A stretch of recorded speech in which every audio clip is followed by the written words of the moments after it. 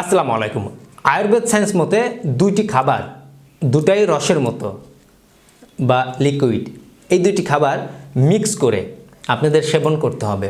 এটা সকালে খালি পেটে সবথেকে বেটার হয়, আর যদি খালি পেটে সম্ভব না হয় যে কোনো সময় আপনি খেতে পারেন ইনশাআল্লাহ। হস্তমৈথুন যেমনই করেছেন না কেন তার একটা ঘাটতি পূরণ সহ অনেকে কমে গেছে, একই সাথে ওই ব্যক্তিদের চেহারার লাবণ্যতা উজ্জ্বলতা অনেক অংশে কমে গেছে।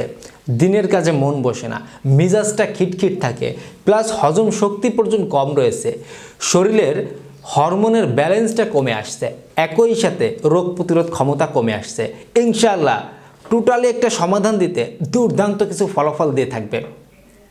আমি আপনাদের দুইটি উপাদান খেতে বলবো, সম্পূর্ণ ভিডিওতে গুরুত্বপূর্ণ কিছু তথ্য সহ এই দুটি খাবার জানতে পারবেন। চলুন আমাদের মূল আলোচনায় ফিরে যাওয়া যাক। প্রথমেই বলতে চাই, আমার প্রত্যেকটি ভিডিও মেডিকেল থেকে তুলে ধরা হয়, অবশ্যই শিক্ষণীয় হিসেবে দেখবেন। আমরা যে সকল পুরুষ ভাইরা একটু অতিরিক্ত হস্তমৈথুন করে থাকি তাদের সাথে আমি কথা বলে যেটা বুঝতে পারি যে তারা অতিরিক্ত ঘাবড়িয়ে যায়। এখন কি করব, ঝাড়া দিয়ে ওঠে, এতদিন তো ভুল হয়ে গেছে, এখন তো বিয়ের ডেট সামনে, বা বিভিন্ন ভিডিওতে জেনেছি অতিরিক্ত হস্তমৈথুন স্বাস্থ্যের জন্য ক্ষতিকর, আমি তো তার থেকে অতিরিক্ত করে ফেলছি, দিনে 2-3 বার হয়ে গেছে, আমার দ্বারা কি এখন সম্ভব, আমি কি বিয়ে করতে পারবো, এই ইত্যাদি চিন্তা ভাবনা মনের মধ্যে আসার কারণে সে লেখাপড়া করছে, সেখানেও ডাব্বা মারছে, সে কোনো কাজ করছে, সেখানেও কোনো মন দিতে পারছে না, তার মেজাজটা কখনো ঠিক থাকতেছে না। আমি আপনাদের প্রথমেই বলতে চাই, এই সকল ব্যক্তিদের মধ্যে একটি ভুল পাওয়া যায়, সেখান থেকে না জেনে শুনে অনলাইনে অফলাইনে ইত্যাদি জায়গা থেকে যা ভালো মনে হচ্ছে তাই গ্রহণ করে যাচ্ছে যৌবন বাড়ানোর জন্য। এটা একটা ভুল কনসেপ্ট, ভুল চিন্তা ভাবনা। যৌবন এভাবে বাড়ে না। যৌবন হচ্ছে আপনার শরীরের কোনো ঘাটতি আছে কিনা, পুষ্টি, ভিটামিন, বিভিন্ন রকমের আমাদের শরীরের প্রয়োজনীয় উপাদানের ঘাটতি আছে কিনা, প্লাস আপনার শরীরে কোনো রোগ আছে কিনা, প্লাস আপনার শরীরে যেই উৎপাদন ক্ষমতাটা, যেমন সেটা টেস্টোস্টেরন হরমোন হতে পারে, সেইটা আপনার থাইরয়েডের ব্যালেন্স ঠিক থাকা হতে পারে, সেটা আপনার শরীরের অন্যান্য কিছু হতে পারে, এই উৎপন্ন ক্ষমতাটা যদি কমে যায় তখন কিন্তু, বা আপনার শরীরের কোনো রোগ ইতিমধ্যে দেখা গিয়েছে আপনি বুঝতে পারেননি, হতে পারে সেটা ডায়াবেটিস, হতে পারে সেটা উচ্চ রক্তচাপ, হতে পারে আপনার রক্তের কোলেস্ট্রল বেড়ে গেছে, আপনার রক্তনালী এখন সরু হয়ে গেছে, পরিপূর্ণরূপে রক্ত চলাচল করতে পারছে না, অতিরিক্ত হাত দিয়ে চেপে ধরার কারণে পেনিসেও টুকিটাকি একটু সমস্যা দেখা দিছে।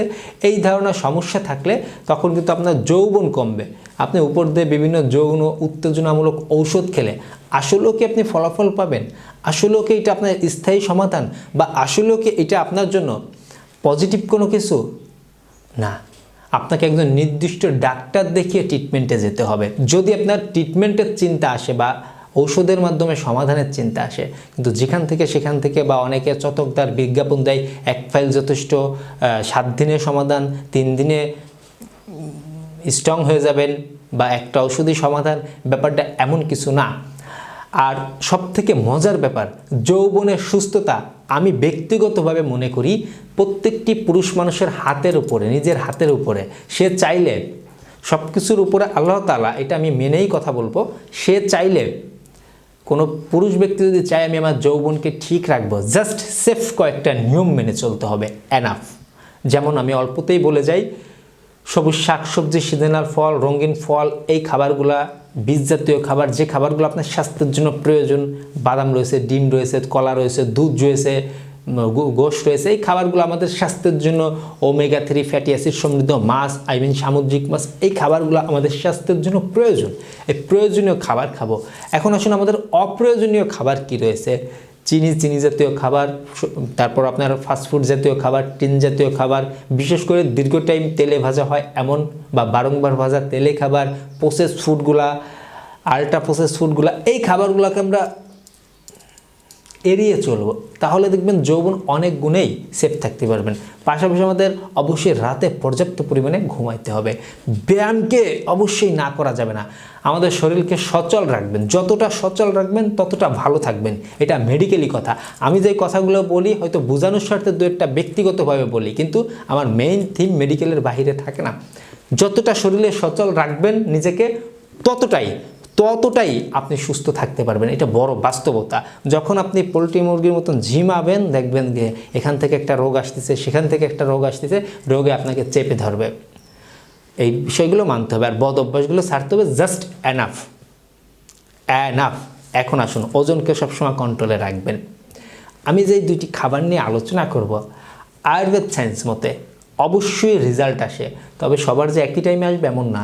আবার কেউ 2 দিন খেয়ে ভাববেন আমার কাজ হয় না, বিষয়টা এমন না। এগুলো প্রাকৃতিক উপাদান, একটু ধৈর্য ধরতে হবে। কিন্তু ওয়ান টাইম আছে, ওষুধ আছে 30 টাকায়, 35 টাকায়, 40 টাকায় পাওয়া যায়, খান না, তাহলে এটা খাবেন কেন?